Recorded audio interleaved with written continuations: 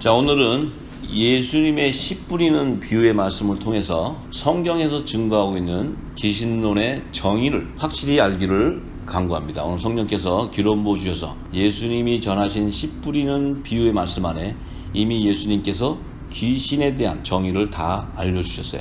그래서 그들의 정체를 깨닫고 우리 자신의 정체성을 오늘 확인하고 내 자신의 신분이 귀신에 물려 사는 신분인지 귀신을 다루는 신분인지를 우리가 오늘 예수님의 말씀을 통해서 깨닫기를 원합니다. 마태복음 13장 18절에서 23절의 말씀을 오늘 함께 나누기 원합니다. 그런즉 씨 뿌리는 비유를 들으라. 예수님께서 이렇게 말씀하셨어요. 제자들을 모아놓고 많은 사람들을 모아놓고 내가 말하는 씨 뿌리는 비유를 들으라 이렇게 얘기하셨어요. 그러면 과연 뿌리는 씨가 뭔지 누가복음 8장 11절에 이 씨는 하나님의 말씀이라고 이렇게 증거해놨어요. 예수님이 뿌리는 씨는 이 땅에 농사를 짓는 곡식의 열매 씨가 아니고 하나님의 말씀의 씨앗이라는 거예요. 이 씨앗을 이제 세상에 뿌리시는데 베드로는 그 비밀을 깨닫고 베드로전서 1장 23절에 너희가 거듭난 것은, 자, 너희가 거듭났다는 거예요. 거듭난 것은 썩어질 씨로 된 것이 아니요 썩지 아니할 씨로 된 것이니 살아있고 항상 있는 하나님의 말씀으로 되었다고 이렇게 얘기했어요. 사도 베드로가 거듭남이라는 것은 지금까지 이 땅에서 율법 아래서 우리가 죄와 사망의 법에 매여서 죄의 종로로 닫은 우리를 예수님이 오셔서 뿌렸던 씨를 통해서 생명의 성령의 법으로 해방되는 씨를 얘기하는 거예요. 그 씨라는 것은 이 땅의 육신들에 임하는 그 세상 말은, 이 땅의 지식은, 사람의 지식은 썩어져 버린다는 거예요. 그런데 새 생명으로 거듭나는 자들에게 뿌려지는 씨는 썩지 아니하는 영생하는 씨라는 거예요. 그 영생하는 씨라는 것은 바로 살아있는 하나님의 말씀이라는 거예요. 하나님의 말씀. 자, 이것을 베드로가 증거했어요.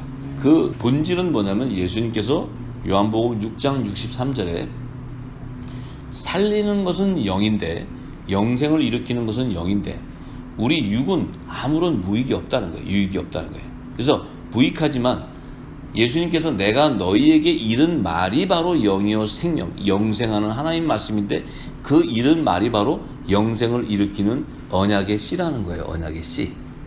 이 하나님의 말씀인데 그 말씀은 새 언약의 씨를 얘기하는 거예요. 새 언약의 씨. 왜냐하면 예수님께서는 새 언약의 중보자로 이 땅에 오셔서 하나님 나라의 복음을 전할 때 그 천국 복음, 영원한 복음, 하나님 나라의 복음이 바로 영생의 부활을 일으키는 새 언약의 씨라고 얘기하는 거예요.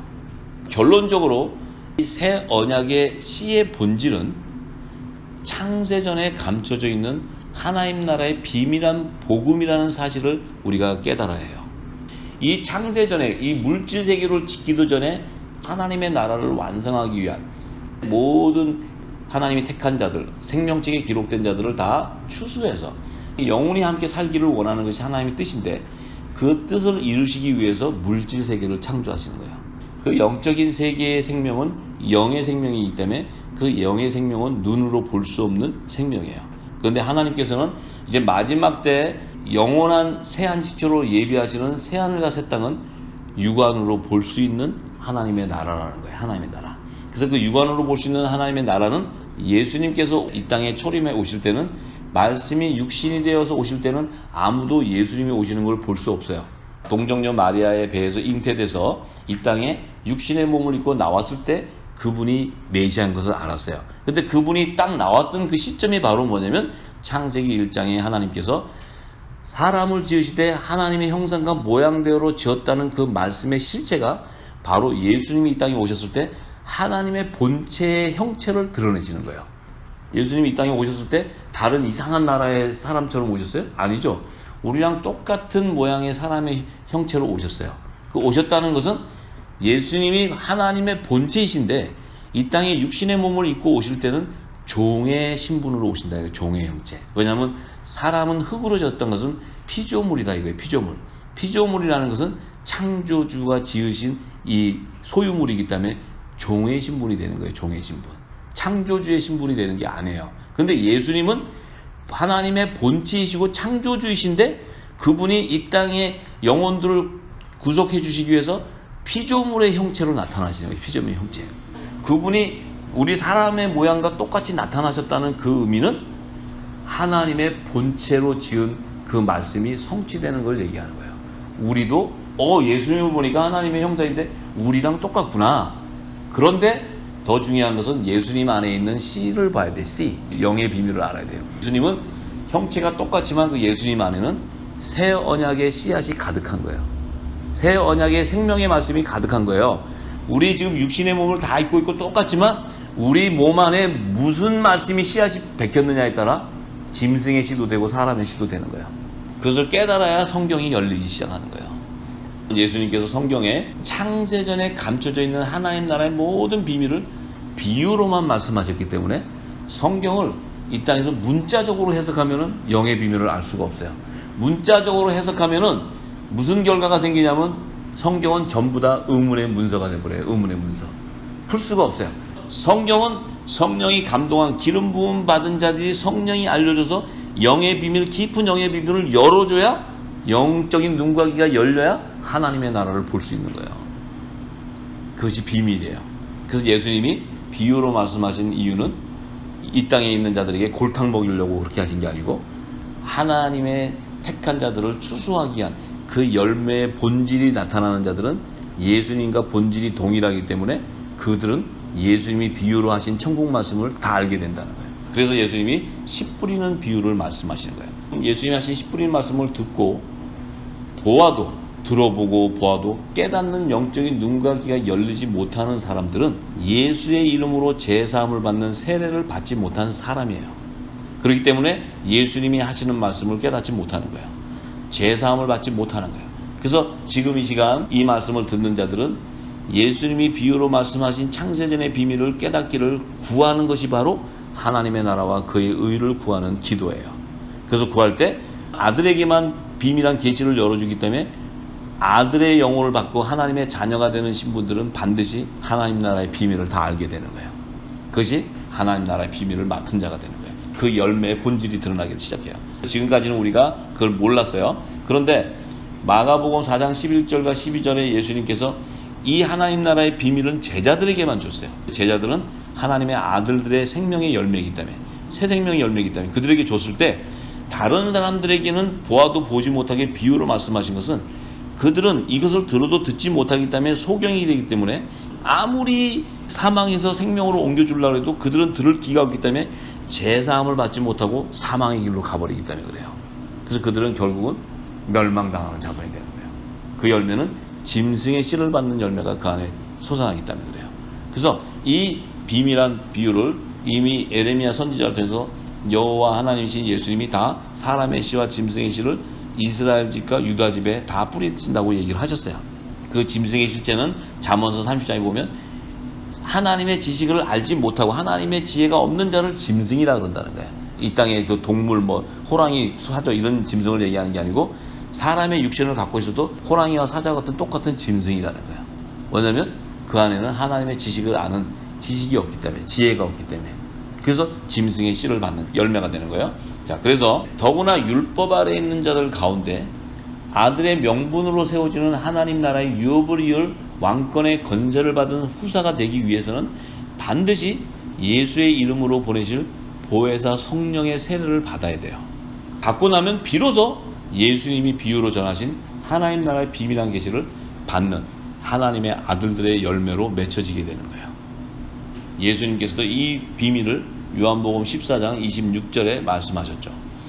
보혜사 곧 아버지께서 내 이름으로 보내실 성령. 그러니까 이 보혜사 성령은 아들의 영을 얘기하는 거예요. 그리스도의 영을 얘기하는 거예요. 양자의 영을 얘기하는 거예요. 아들의 영을 얘기하고 내 이름으로 예수님의 이름으로 보낸다는 것은 예수님은 독생자 하나님의 아들이에요. 그래서 아들의 이름으로 보내는 보혜사 성령은 바로 아들의 영을 얘기하는 것이고 그리스도의 영을 얘기하는 거예요. 그 아들의 영, 보혜사 성령이 와야지만 예수님이 창세 전에 감춰진 모든 비밀을 비유로 알려줬던 것을 다 깨닫고 가르치시고 모든 얘기하신 것을 생각나게 함으로 하나님 나라의 비밀을 다 소유하는 자가 된다는 거예요. 그래서 이 예수님의 이름으로 보내는 보혜사 성령을 받지 않은 자는 절대로 하나님 나라의 비밀을 알 수 있는 영적인 눈과 열릴 수가 없어요. 그렇기 때문에 그들은 뭐라 그래요? 다 문자적으로 해석해야 된다 그래요. 성경은 다 문자적으로 해석하니까 지금까지 다 타락하게 돼버리는 거예요. 전부 다 생명의 말씀을 공급 못 받기 때문에 이 땅이 마지막 때는 황무한 땅이 돼버리는 거예요. 우리 심령이 메마른 땅이 되는 거예요. 생명수를 공급받지 못하기 때문에 우리는 날마다 정죄하면서 사는 거예요. 남을 판단하면서 사는 거예요. 만약에 성령의 세를 안 받게 되면 우리의 믿음 자체가요, 바알세불의 귀신의 초소가 돼버려요. 우리 안에가. 그래서 하나님을 잘 믿는 거지만 바알 우상을 숭배하는 종교인의 생활을 하는 거예요. 종교의 신앙생활을 하는 거예요. 그래서 결국 끝은 지옥 자식이 되어서 불못에 던져지는 심판을 받게 되는 거예요. 영생을 옮겨지지 못하고. 이제 그 매여있던 포로되어 있던 거기서 이제 이 진리의 말씀을 통해서 자유해져야 돼요. 풀려나야 돼요. 이 땅의 신학이나 이 땅의 교리로 메우고 교회 법으로 메우는 그 법에서 다 벗어나야 돼요. 그래야 자유함을 가질 수 있고 진리 안에 거할 수 있는 거예요. 자, 그래서 씨 뿌리는 비유의 말씀을 잘 들으시고 자신들의 정체성을 확인해 보시기 바랍니다. 자, 19절의 말씀에 아무나 천국 말씀을 듣고 깨닫지 못할 때는 악한 자가 와서 그 마음에 뿌리운 것을 빼앗나니 이는 곧 길가에 뿌리운 자다, 이렇게 얘기하시세요. 그럼 이제 예수님이 제일 먼저 말씀하신 게 천국 말씀이 새 언약의 말씀이에요. 새 언약의 말씀. 이 말씀을 들었는데 깨닫지 못할 때는 악한 자가 온다는 게, 악한 자가 누구냐면 바로 거짓 선지자를 얘기해. 거짓 선지자. 이들이 바로 음녀라는 게, 음녀. 거짓 선지자가 주는 그 양식은 진노의 포도주를 주는 거예요. 진노의 포도주. 예수님이 주시는 것은 생명의 포도주예요. 생명의 언약의 포도주. 그래서 진노의 포도주는 뭐냐면 그거 먹고 죽는 거예요. 신포도주가 되는 거예요. 죽는 포도주 주니까 어떻게 돼요? 하나님의 말씀인 줄 알고 이 땅의 제단에서 회개하고 먹는 그 포도주를 먹었더니 그 안에서 나오는 거는 음란의 열매, 탐욕의 열매, 시기와 정죄와 판단, 서로 분쟁하는 열매만 나타나는 거예요. 그 안에는 하나님의 열매가 없어요. 세상 열매로 가득해요. 지금 이 시대의 교회의 실체를 우리가 분별해야 돼요. 자, 그리고 이 음녀가 거짓과 미혹의 영으로 진노 포도주 줄 때 거기에 다 쏘아가지고 하나님과 바알 우상을 동시에 섬기는 이런 종교인들이 되는 거예요. 종교인들의 열매. 그들을 길가에 뿌리운 씨라는 거예요. 길가에 뿌리운 씨. 이 예수님이 참 이 말씀에 진리의 성령이 기름 부어주면 엄청난 비밀이 그 안에 담겨져 있어요. 예수님이 여기 와서 씨 뿌리는 길가에 뿌렸다 이런 얘기 해주러 오신 게 아니에요. 그 실체를 깨닫게 해주는 거예요. 너희들의 정체성을. 그래서 예수님이 첫 번째 길가에 뿌리운 씨의 열매는 예수님은 항상 좁은 문으로 들어가라 했어요. 근데 좁은 문으로 들어가는 구원의 길가에 씨가 뿌려진 것이 아니고 육신의 소욕을 따라가는 큰 길가에 씨앗이 뿌려진 자를 얘기해요. 거기에 뿌려진 자는 마귀의 아비 가인의 계보에서 나오는 666의 열매들이 나오는 거예요. 666의 열매. 그게 이들은 뭐예요? 큰 문으로 다가버리는 거예요. 전부 다. 좁은 문으로 가는 게 아니고. 그래서 예수님이 길가에 뿌리는 씨라고 얘기하는 거예요.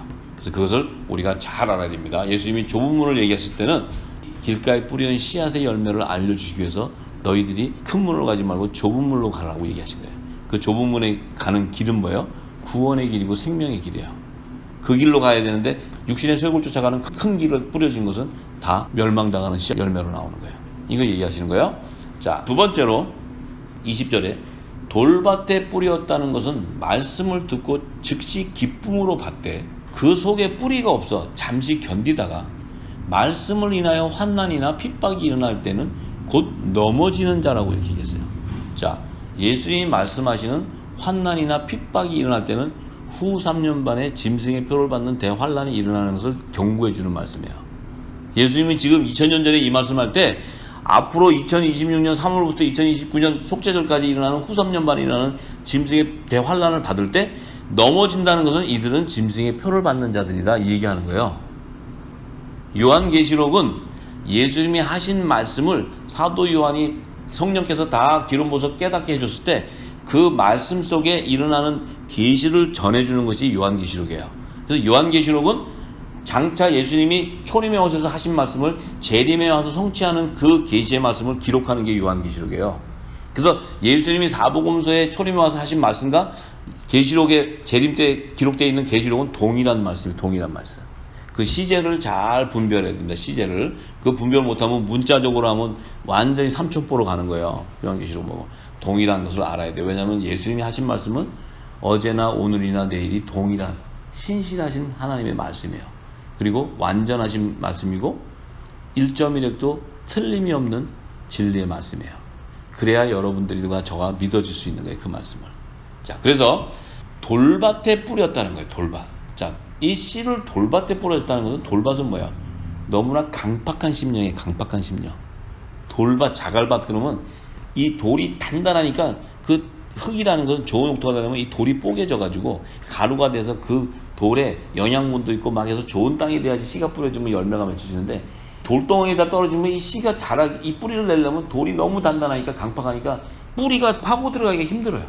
강팍한 심령을 얘기하는데, 이 심령은 천국의 말씀을 딱 듣고는, 세원야의 말씀을 듣고는 즉시 기뻐하는 거예요. 오 할렐루야, 이렇게 너무 기뻐요. 근데 그 속에는 뿌리가 박혀 있잖아요. 뿌리가 안 박혔다는 것은 마음의 할례를 받지 못했다는 거예요. 성령의 인치심을 받지 못했다는 거예요. 못하게 되니까 뭐예요? 잠시 말씀에 이렇게 견디다가 환난 때가 오면은 다 넘어져 버린다는 거예요. 전부 다. 환난 때는 뭐가요? 심판이 오니까 광풍이 분다는 게, 광풍이. 그 광풍이 불 때 뿌리가 없기 때문에 다 넘어져 버리는 거예요. 다 날아가는 거예요. 다 멸망당한다는 거예요. 이들은 누굴 얘기하냐면 어린아이의 종교인들을 나타내는 거예요. 어린아이의 신앙을 가진 자들을 얘기하는 거예요. 이들은 초등학문 아래서 종로로 사는 자들이에요. 종로로 사는 자. 자, 그래서 사도 바울이 골로새서 2장 8절에 누가 철학과 헛된 속임수로 너희를 노략할까 주의하라. 이것이 사람의 유전과 세상의 초등학문을 쫓는 것이니까, 그렇게 쫓는다면 이것은 그리스도를 쫓는 게 아니라고 얘기하는 거예요. 사도 바울이. 그리고 골로새서 2장 16절에는 또 이렇게 해요. 그러므로 먹고 마시는 것과 절기나 월삭이나 안식일을 인하여 누구든지 너희를 편론하지 못하게 하라. 하나님께서 절기와 월삭과 안식일을 준 것은 율법 아래에 있는 자들에게 주신 거예요. 율법 아래에 있는 자들. 복음으로 나오는 하나님의 아들 예수님은 나는 안식일의 주인이라고 얘기하셨어요. 안식일의 주인. 그럼 안식일의 주인이라는 것은 예수님은 7일만 안식이 되는 거잖아요. 예수님 자체가 영원한 안식이에요. 영원한 안식. 그래서 예수님이 주시는 그 샘물, 그 언약의 말씀을 받으면 우리 안에 영원한 안식이 임하는 거예요. 영원한 안식. 평강이 임하는 거예요. 그런데 율법 아래 있는 자들은 모세에게 줬던 그 절기, 월삭, 이것만 편론한다는 거예요. 안식일을 잘 지켜야 되고, 또 가을 추수 때 되면은, 절기 때 되면은 또 감사헌금 잘해야 되고, 월삭 때면 뭐 하고, 그렇게 하면은 구원받는 줄 알고 그 행위를 하는데, 그것은 구원받는 길이 아니라는 거예요. 그것은 이 모든 영원한 안식의 주인인 예수님이 오셨을 때 이분이 예수님 것을 알려주기 위해서, 그 시기와 그 때를 알려주기 위해서 절기와 월삭과 안식일을 주신 거예요. 이 율법 안에 있는 자들에게. 근데 예수님이 딱 오셨으니까 그때 잘 믿는 바리새인과 서기관과 그 대제사장들이 뭐라 했어요? 저 사람은 메시아가 아니라 그랬어요. 하나님의 아들이 아니라고. 그래서 예수님을 죽이는 거예요. 십자가에. 그들이 누구예요? 절기와 월삭과 안식일을 잘 준수하던 자들이 실제 안식일의 주인인 하나님이 오셨는데 그분을 죽여버리는 거예요. 그건 뭐예요? 소경을 인도해 왔기 때문에 그렇게 되는 거예요. 복음의 아들들인 우리는 주의 재림 때 이러한 일을 다시 범하지 않는 거예요. 왜냐하면 우리 안에 영생하는 영원한 거룩한 성령이 우리 안에 임했기 때문에, 하나님 나라가 이미 임했기 때문에 주님이 오시는 비밀을 다 알게 된다는 거예요. 그래서 지금 그날과 그 시를 알면 안 된다. 참으로 어리석은 얘기만 골라서요. 소경이 하는 소리만 얘기해요.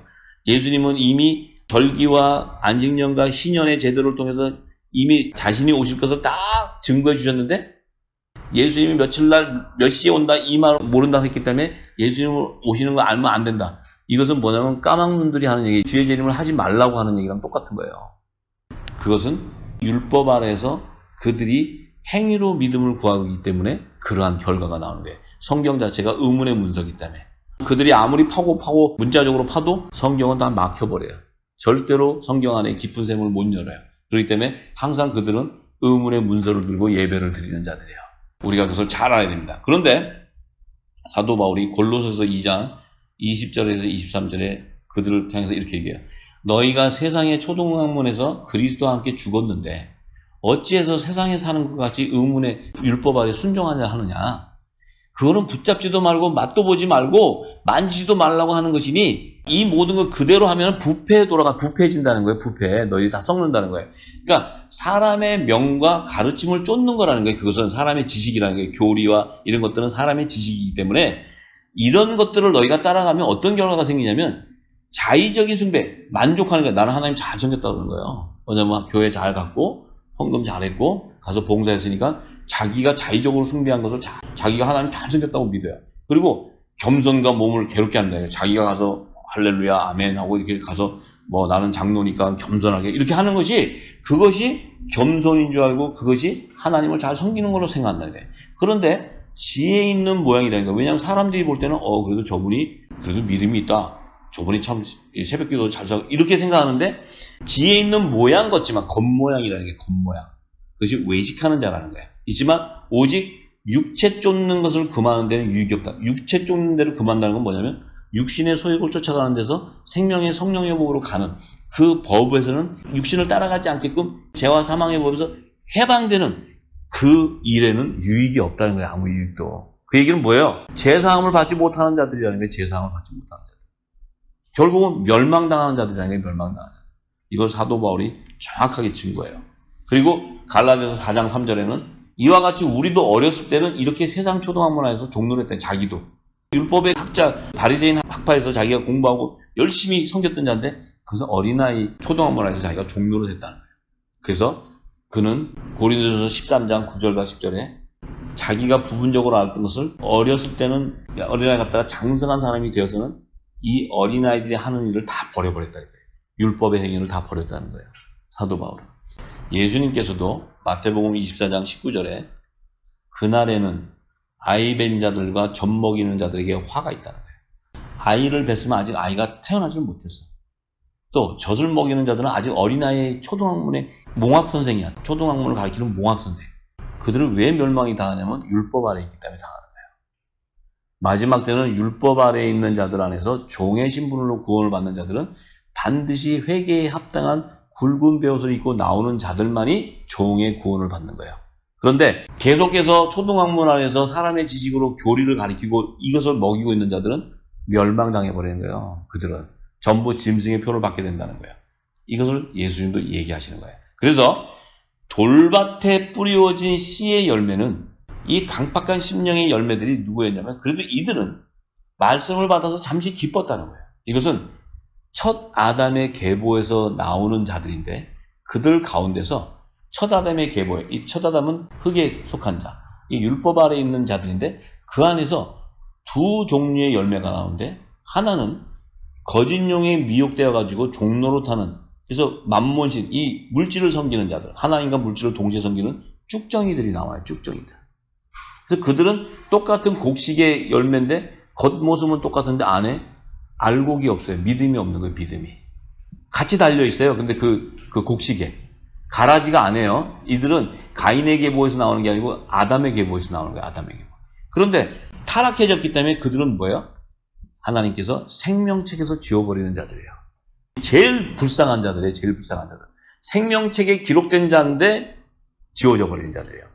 그리고 그 안에서 죄와 사망의 법에 매여있던 그들이 회개에 합당한 구원의 표로 구약시대는 그 성결의 표인 여호와 하나님의 이름을 이마에 입맞은 자들과 신약시대에는 예수의 이름으로 제사함을 받는 세례를 받고 예수의 이름으로 구원의 표를 이마에 입맞은 14만 4천들은 야곱의 남은 자손, 이스라엘의 12지파의 남은 자손으로 종으로 추수되는 거예요. 종으로. 이들은 하나님이 이 땅에 어린 양의 생명체의 종으로 택한 자들의 충만한 수를 얘기하는 거예요. 충만한 수. 이들은 이제 인간을 이 땅에 탄생하고 나서 아담과 하와가 에덴 동산에 나오고 나서 이후부터 아담의 자손 가운데 쭉정이와 곡식의 열매를 얘기하는 거예요. 자, 그래서 생명책에 지워지는 자들을 출애굽기 32장 32절에서 34절에 하나님께서 모세가 시내산에서 십계명을 받고 내려왔을 때 아론과 그 이스라엘 백성들이 금송아지 져놓고 그게 하나님이라고 막 춤을 추고 할 때 그들에게 진노했어요. 그래서 모세가 하나님 앞에 이렇게 기도합니다. 합의하시면 이제 그들의 죄를 사여 주옵소서.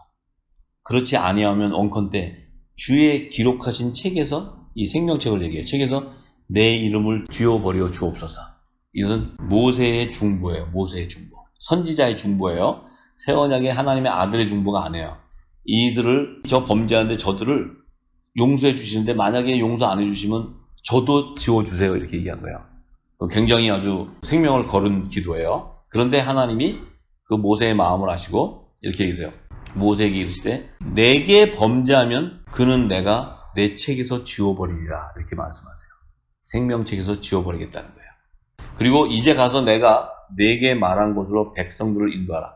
내 사자가 내 앞에 가서 쓰리니 그러나 내가 보응하는 날에 그들의 죄를 보응한다. 마지막 때 심판할 때는 거기서 회개에 합당한 열매를 이마에 입맞지 않은 14만 4천 반열에 기록되지 않은 자들은 다 너희 이스라엘 자손이라 할지라도 멸망시켜버리겠다는 거예요. 이 말씀의 뜻이. 그래서 하나님께서 모세의 기도를 듣고 제사장 나라의 조상 야곱과 언약한 그가 11조에 서원했던 그것을 약속을 지키기 위해서 야곱의 남은 자손을 추수해 주는 거예요. 그들은 하나님 나라의 제사장으로 추수되는 자들이에요. 자, 그리고 예수님이 이제 세 번째, 가시떨기에 뿌리웠다는 것은 말씀을 들으나 세상의 염려와 재리의 유혹에 말씀이 막혀 결실을 못하는 자라고 이렇게 얘기했어요. 이들은 이 씨가 가시떨기에 뿌리웠다는 게 가시떨기. 이 가시떨기라는 것은 그 가시떨기의 열매의 본질은 뱀의 후손들이에요. 뱀의 후손들. 엉겅퀴와 가시덤불은 뱀의 후손들이 나오는 거예요. 가라지를 얘기하는 가라지. 이 얘기는 아담의 계보에서 나온 타락한 종과 하나님의 종이 아니라는 게 신분이 다르다는 거예요.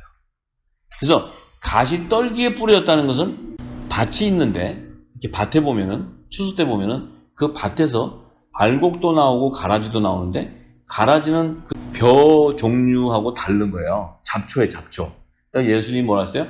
제자들이 이거 가라지도 뽑을까요? 그러니까 예수님이 내버려둬라. 그 가라지 뽑다가 알곡 떨어지면 안 되니까 나중에 추수가 끝나면 가라지랑 다 태워버리니까 그냥 내버려둬라. 왜냐면 가라지 자체는 첫 아담의 계보에서 나오는 하나님의 종과 타락한 종들이 나오는 것이 아니고 그 가라지는 가인의 계보에서 나오는 자식이기 때문에 그래요. 예수님이 말씀하셨어요. 가인을 마귀의 아비라고 얘기했어요. 마귀의 아비. 요한복음 8장 44절에. 그래서 가시떨기에 뿌려진 씨의 열매는 가라지의 열매를 나타내는데 드러나는데 가라지 열매가 나오는데 그들은 창세 이후에 어린 양의 생명책에 농명되지 못한 짐승의 우상에게 모두가 경배하고 짐승의 표를 받는 666의 열매를 얘기해요. 그게 요한계시록 13장에 기록되어 있어요. 이게 지금 예수님이 이미 마지막 때 추수할 열매들을 다 얘기해주고 있는 거예요. 이게 얼마나 지혜입니까? 예수님이 요 몇 말씀 안에 지금 계시록이 다 열리는 말씀이에요. 이 말씀의 깊은 영역을 들어가면. 자, 그런데 이제 23절에 예수님이 뭐라 하시냐면 좋은 땅에 뿌렸다는 것은 말씀을 듣고 깨닫는 자라고 얘기해요. 좋은 땅에 뿌렸다는 것은. 그래서 그 결실은 혹 100배, 60배, 30배가 된다는 거예요. 자, 이 좋은 땅에 뿌려서 나는 열매는 바로 의의 열매를 얘기하는 거예요. 의의 열매. 하나님이 이 땅에 이른 비와 늦은 비에 성령의 기름을 부을 때 이 좋은 땅은 그 말씀을 흡수한다는 거예요. 흡수해서 그 말씀을 먹고 그 말씀을 받은 이 좋은 땅은 내 심령밭인데 흠뻑 젖어서 그 말씀을 먹은 자 안에는 의의 열매가 드러난다. 의의 열매. 좋은 씨에 뿌려졌다는 이 씨는 의의 열매를 나타내는데 이제 빌립보서 1장 8절에서 11절의 말씀에 사도 바울은 정확하게 그 씨 뿌리는 비유를 다 알고 있어요. 자, 내가 예수 그리스도의 심장으로 너희 무리를 어떻게 사모하는지 하나님이 내 증인이라고 얘기해요. 사도 바울이. 내가 기도하노라 너희 사랑을 지식과 모든 총명으로 점점 더 풍성하게 하사. 이것은 더 많은 기름을 부어준다는 거예요. 사도 바울이. 이 하나님의 계시를 받은 아들의 계시를 받은 걸 부어주는데 너희도 지극히 선한 것을 분별하며 하나님의 선과 악을 분별시키는 거예요. 뭐가 진리인 것을 알려주는 거예요. 그랬을 때 또 진실하여 허물 없이 그리스도 날까지 이루고 진실하여 허물 없이 그리스도 날까지 이루는 것은 너희 심령 안에 거룩한 성령이 임재해서 성령의 처음 익은 열매로 세워지기를 원하는 거예요. 열매가 되기 원하는 거예요. 의의 열매. 그래서 예수님의 그리스도의 날이라는 건 재림의 날이에요. 재림의 때 들림받는 휴거되는 열매를 얘기하는 거예요. 열매. 그래서 그 안에는 성령이 거하는 거룩한 성전으로 세워져야 되기 때문에 그 성전으로 세워지는 자는 의의 열매가 된다는 얘기예요. 자, 그래서 11절에 예수 그리스도로 말미암아 예수님이 전하신 새 언약의 말씀을 받고 말미암아 의의 열매가 가득하여 하나님의 영광과 찬송이 되게 하시기를 구한다는 거예요. 그 예수님이 주시는 창세전에 감춰진 하나님의 비밀 새 언약의 말씀을 쫙 기름 부어 주시니까 비유가 열리니까 내 안에 의의 열매가 30배, 60배, 100배가 넘치게 난다는 거예요. 자, 이것은 내가 완전한 성령의 처음 익은 열매로 맺혀지는 하나님 앞에 드려지는 의의 열매라는 거예요. 초시절의 소재라는 거죠. 자, 그래서 예수님께서도 이 의의 열매의 정의를 말씀해 주세요. 의의 열매가 뭔 줄 몰라요, 지금. 예수님은 한 말씀으로 다 정리해 줘요. 요한복음 16장 10절에 의에 대하라 함은 내가 아버지께로 가니 너희가 다시 나를 보지 못한다는 거예요. 그 의라는 것은 예수님은 부활의 첫 열매였어요. 예수님이 돌아가셨을 때 이 땅의 첫 번째 의의 열매가 바로 예수님의 예수님. 왜냐하면 예수님은 의의 직분의 사명자로 오셔서 화목제물의 사명을 가지고 하나님의 의를 다 이루시고 하나님께서 그 죽은 예수를 부활의 첫 열매로 살려서 하늘보좌로 입성해 갔기 때문에 휴거됐기 때문에 승천되었기 때문에 예수님이 메시아가 되는 거예요. 메시아. 새롭고 산 길인 구원의 길을 열어준 거예요. 그래서 예수님이 제일 먼저 부활해서 하늘보좌로 들어가신 분이에요. 그 이후에는 아직까지 아무도 하늘보좌로 들어간 사람이 없어요. 천국에 들어간 사람이 아직 아무도 없어요. 그러면 언제 가냐면 예수님이 재림하실 때 이제 의의 열매들이 부활해서 살아서 함께 공중 휴거되는 것을 얘기해요. 성경은. 요한복음 5장 24절과 29절에 이렇게 얘기하세요. 내 말을 듣고 또 나 보내신 이를 믿는 자는 영생을 얻고 심판에 이르지 아니하나니 사망에서 생명으로 옮겨진다는 거예요. 이 말씀은 뭐냐면요. 첫째 부활에 참여하는 자들이 된다는 거예요. 그래서 이 첫째 부활에 참여하는 자들은 예수 그리스도의 말씀을 믿는 자, 이 믿는 자인데 이들은 둘째 사망의 그 심판이 있는 백보자 심판에 이르지 않는다는 거예요. 그 백보자 심판에 이르지 않는다는 것은 예수님의 재림 때 어린 양의 생명책에 기록된 자들을 예수님이 추수하는 그 하나님의 아들과 종들의 열매를 얘기해요. 그래서 그들은 둘째 사망인 백보자 심판에서 지옥으로 가고 이 나누는 그 심판에 이르지 않는다는 거예요. 그 얘기 하신 거예요, 예수님이. 그래서 예수님이 오실 때 하나님의 아들의 음성을 들을 때 오는데 이 마지막 때 주의 재림 때 예수님의 음성을 듣는 자는 부활한다는 거예요. 살아난다는 거예요. 그래서 예수님 안에는 하나님 아버지께서 자기 속에 있는 생명, 그 생명이 아들에게도 줘서 그 생명이 있는데 그 속에 있는 생명을 던져줬을 때 좋은 씨에 뿌렸을 때 천국 말씀의 씨앗을 뿌렸을 때 그 말씀을 받는 자가 바로 하나님의 아들들의 새 생명의 열매가 되는 거예요. 그래서 성령과 성부와 성자와 하나지만 그 안에는 하나님의 아들들이 예수님 안에 생명으로 들어가 있는 거예요. 그래서 남자의 머리 대신 예수 그리스도가 되시는 거예요. 우리가 이 비밀을 잘 알아야 된다. 그래서 예수님이 마지막 때 주의 음성을 들을 때가 오는데 무덤 속에 있는 자들 음성을 듣는데 선한 일을 행한 자는 생명의 부활로 나올 것이라고 얘기하는 거예요. 악한 일을 행한 자는 심판의 부활로 나올 것이라고 얘기하는 거예요. 이것이 바로 지금 씨 뿌리는 비유를 통해서 그 열매들에 대한 정체를 드러내고 심판의 부활과 생명의 부활에 나오는 자들의 정체성을 알려주는 거예요. 그래서 좋은 땅에 거두는 의의 열매는 모두가 예수님 오시기 전에 말씀을 받기 전에 율법 아래 있는 자들이었는데 그들 가운데서 아들의 영인 보혜사 성령의 인치심으로 율법 아래 있는 죄와 사망의 법에 매인 종의 신분에서 하나님 나라의 유업을 열 하나님의 아들의 열매로 거듭나게 된다는 거예요. 이것을 지금 예수님께서 말씀하시는 거예요. 그래서 하나님이 어린 양의 생명책에 기록된 두 언약의 거룩한 율법과 복음의 씨를 세상 밭에서 심어 놓으셨어요. 그리고 마지막 추수 때까지 이것을 잘 농사하셔서 마지막 때는 짐승의 씨로 뿌려져 있는 마귀의 자녀들은 가라지와 쭉정이로 드러나서 불에 태워지게 되는 거예요. 그리고 곡식과 고운 가루, 이 곡식은 하나님의 종을 나타내요. 왜냐하면 곡식은 껍질이 벗겨지지 않고 곡간 안에다 넣어놔요. 그렇지만 꼭질 안에는 쌀 알이 있어요. 알곡이 있어요. 왜냐하면 믿음에 충만하다는 거예요. 그런데 껍질이 쌓여있다는 것은 성령의 불로 태워지지 않았다는 거예요. 태워지지 않았기 때문에 태워져서 고운 가루로 바스라지면 자기 의의가 없는 거예요. 바스라져야 하나님 앞에 기름을 칠해서 그 초실절에 소재로 두를 수 있는 향기로운 제물이 되는데 그런데 이 곡식은 생이삭이기 때문에 고운 가루로 만들어서 소재를 만들지 못하고 그 곡식은 곡간에 넣어두게 되는 거예요. 그래서 결국 예수님이 이 땅에 지상재림하신 그때는 이 곡식, 하나님의 종들은 곡간과 같은 피난처에다 넣어두는 거예요. 넣어뒀다가 예수님이 지상재림하실 때 시온산으로 입성해주는 이게 종의 구속사를 얘기하는 거예요. 그래서 이 씨 뿌리는 비유의 말씀에서도 예수님께서 14만 4천의 하나님의 종들을 추수하는 것과 7천인의 하나님의 아들을 추수하는 비밀을 다 얘기해 주시는 거예요.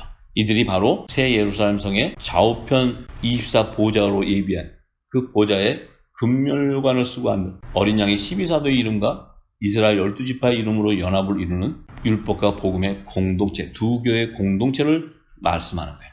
그래서 그들이 추수가 되면 새 예루살렘 성을 완성하는 하나님의 나라의 계획이 성취되는 거예요. 이것을 요한계시록은 증거하고 있어요. 그래서 예수님의 씨 뿌리는 비유의 말씀을 통해서 우리의 정체성을 확인하며 귀신의 실체를 깨닫게 될 것이에요. 그래서 지금까지 이 땅의 재단에서는 귀신을 쫓는 축사 사역을 하는 자들이 많아요. 자, 그것은 바알세불의 종로로 타는 제 종들의 사역이에요.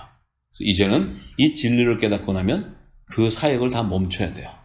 다 멈추고 이제 성령의 역사라는 것은 예수님께서 새 언약의 말씀으로 전하신 천국의 진리의 말씀을 깨닫고 창세전에 감춘 비밀이 내 안에 가득 기름 부어지게 되면 내 안에 어두웠던 의문의 문서를 가지고 있던 성경의 모든 그 막혀있던 말씀들이 다 열림으로 내가 평강이 임하는 치유가 되는 회복이 일어나는 거예요. 그래서 하나님을 더 알게 되는 거예요. 하나님의 나라를 알게 되는 거예요. 하나님의 선과 악을 분별하는 영적인 예배가 내 심령 안에서 회복되어지는 거예요. 이것이 바로 성령의 역사예요. 그래서 성령의 역사와 귀신의 역사를 잘 분별해야 됩니다. 그래서 지금까지는 우리가 진리 안에 거했지 않았기 때문에 그 귀신의 축사하는 사역에 다 쫓아가면서 결국은 그들이 다 제 종노릇 당하고 그들의 종이 되어서 착취당하고 그들의 심령은 다 갈기갈기 찢어지고 심한 상처를 가지고 이 땅에서 방황하는 심령들이 되는 거예요. 그렇게 되다 보면 우는 사자에게 먹혀버려서 상함받은 심령이 먹혀서 결국은 타락한 자들의 멸망당하는 대열에 끼게 되는 거예요. 그래서 여러분들이 이제는 진리의 말씀 안에 예수님이 말씀하신 새 언약의 말씀에 진리로 다 돌아와야 돼요. 말씀 안에서 내가 가졌던 고통과 고난과 상처들을 예수님의 말씀으로 치유하셔서 그 안에서 평강을 누리고 회복이 되는 역사가 있기를 소망합니다.